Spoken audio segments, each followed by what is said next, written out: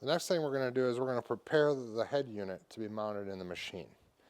We're going to mount this ram bracket using these 4 holes, and the 4 holes in the mounting bracket using the 4 screws and 4 nylock nuts that are included in the kit. We'll put the screw through this surface and we'll screw it into the ram bracket.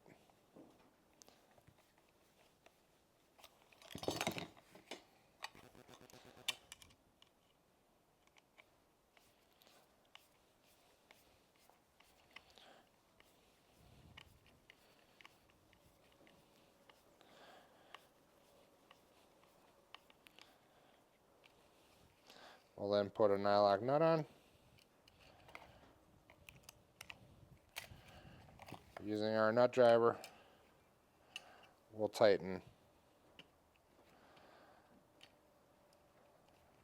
the bracket down to the bracket.